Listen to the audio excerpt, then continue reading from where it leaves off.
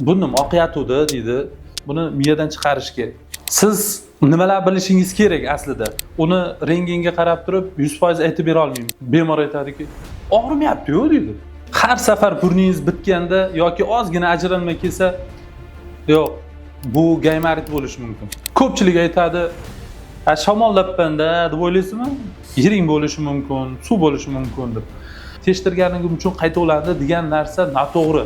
Taxmin qilishimiz mumkin, to'lishiga qarab turib, lekin qanchalik bee'tibor bo'lsa, qanchalik uzoq muddat buni o'zi o'tib ketadi-da deb surib yuradigan bo'lsa, shunchalik xavfli bo'ladi. O'sha tabiiy teshigi ochilib ichkariga havo kirdimi, bo'ldi, gaymaritning rivojlanishi to'xtaydi. Har safar burningiz bitganda yoki ozgina ajralma kelsa, shamollabmanda deb o'ylaysizmi? Yo'q, bu gaymarit bo'lishi mumkin. Siz nimalar bilishingiz kerak aslida? Gaymarit o'zi nima? Gaymarit bu burun yondosh bo'shliqlari atrofidagi bo'shliq, ya'ni ko'zda tagidagi bo'shliq. Yuzda joylashadi. Suyakning ichida joylashgan bo'shliqni yallig'lanishi gaymarit deyiladi. Yuqorgi jag' bo'shlig'ini shamollash o'zbekchasiga, lekin umumiy mahalliy tilda ham, tibbiyot tilida ham, chet davlatda ham gaymarit desa tushunadigan narsa bu o'sha yuzda bo'shliqlarni yallig'lanish, shabadalash. Gaymaritlar har xil bo'ladi. Yiring to'plashi mumkin, suv to'plashi mumkin, qon to'plashi mumkin, kista, poliplar, go'shtchalar bo'lishi mumkin yoki zamburug'lar to'plashi mumkin. Ko'pchilik aytadi, burnim oqayotdi deydi. Keladi, tekshiramiz, rentgen qildiramiz yo endoskopit qildiramiz. Ko'rganimizda o'sha gaymir bo'shliq, ya'ni yuqori jag' bo'shlig'i to'la bo'ladi. Nimagadir to'la bo'ladi. Uni rentgenga qarab turib 100% aytib bera olmaymiz. Sababi rentgen ham oq-qora narsa. Taxmin qilishimiz mumkin. Yiring bo'lishi mumkin, suv bo'lishi mumkin deb. Lekin sizda shunaqa gaymaritingiz bor ekan desak, bemor aytadiki, og'rimayapti-ku deydi. Og'rimayapti-ku, chiqaytim. Gaymarit og'rir ekan deydi. Yo'q. Hammada har xil bo'lishi mumkin klinikasi. Ba'zilarda og'rishi mumkin, ba'zilarda og'rimasligi mumkin. Ikkovi tomonda bir xil gaymarit bo'lib turib, bir tomoni og'riyotgan bo'lishi mumkin, bir tomoni og'rimayotgan bo'lishi mumkin. Yoki ajralma kelishi, bir tomonda ajralma kelishi mumkin, bir tomonda ajralma kelmasligi mumkin.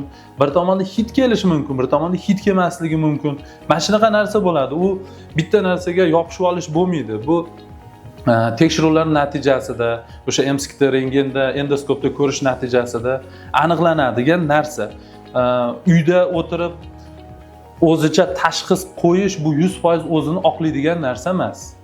Aslida gaymarit o'sha dastlabki paytlarida aniqlansa, o'z vaqtida aniqlansa, bitta furatsilin bilan burunni tahorat qilish bilan o'tib ketishi mumkin bu aslida.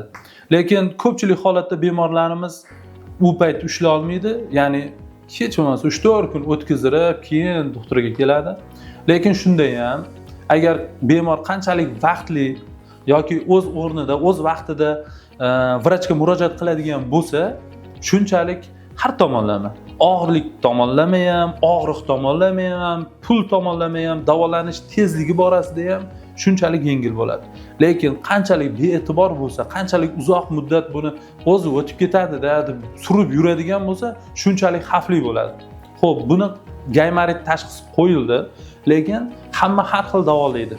Davolanadi, bemorlar har xil davolanadi. Ya'ni birinchi bosqichida oddiy burunga ochuvchi dorilar, gaymaritga masalan antibiotik berilib turib, burunni o'sha tahorat qilishi bilan tuzalib ketishi mumkin. Lekin keyingi bosqichlar, masalan ichida yiring to'planishiga qarab, rentgen qilganimizda gaymarit pazuxani foiz hisobida to'lishiga qarab, yiring yoki suvga nisbatan to'lishiga qarab turib, lecheniyani o'zgartiramiz, ya'ni kuchaytiramiz. Antibiotik tomirdan yoki yonboshdan inyeksiya formasida yoki o'sha haligi ko'pchilik bilayotgan kukushka deymiz, proyet usulida burunni yuvish, tortish, burunga spreylar, ko'p tahorat qilib turish, bu ikkinchi darajasida. Uchinchi darajasida yiring ko'p bo'lib turgan bo'lsa, biz uni antibiotik bilan chiqarishga ko'zimiz yetmasa, bunda punksiya tavsiya qilinadi. Punksiya qilishdan juda ko'pchilik qo'rqadi. Ko'pchilik aytadiki, bir marta punksiya qilinsa yana qaytalanadi deydi. Lekin bu o'zi shunday noto'g'ri narsa. Ya'ni bemor bizning oldimizga kelyapti, oldin punksiya qilinmagan, lekin gaymariti bor. Uni qanday bo'lyapti? Punksiya qilinmagan u bemor, lekin gaymarit bo'lyapti. Bundan kelib chiqadiki, punksiyani gaymarit qaytalanishiga umuman ahamiyati yo'q. Nega? Chunki punksiya qilingan joy 3 kunda bitib ketadi. Topolmaysiz, mikroskopda ham topolmaysiz 3 kunda bitib ketgan joyini.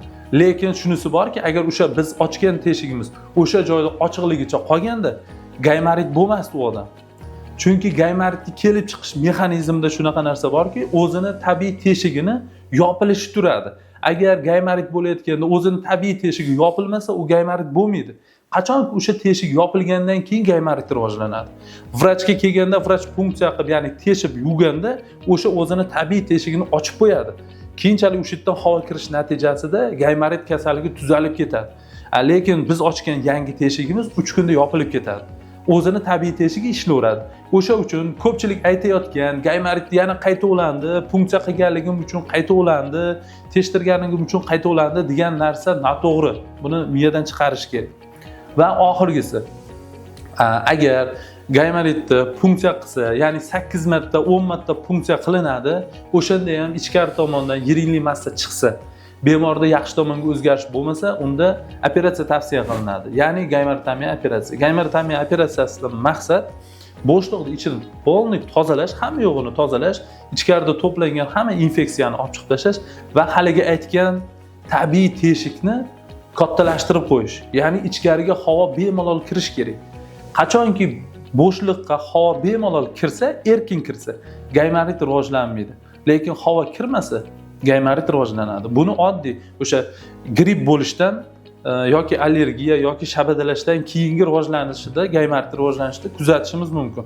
Ya'ni o'sha gripp bo'lganda, shabadalaganda o'sha tabiiy teshik yopilib qoladi va keyin gaymarit bo'ladi. Lekin o'z vaqtida murojaat qilinsa, o'sha tabiiy teshik yopildi birinchi kuni.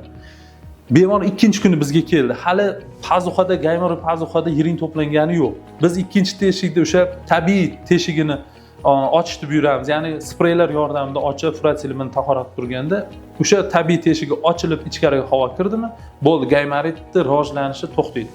Ya'ni o'sha sog'lomlashtirish tomoniga qarab ketadi. Agarda sizda ham quloq, tomoq, burunlardagi muammolar bezovta qilayotgan bo'lsa, shunday savollar tug'ilsa, bizni profilimizni kuzatib boring hamda bizga obuna bo'ling.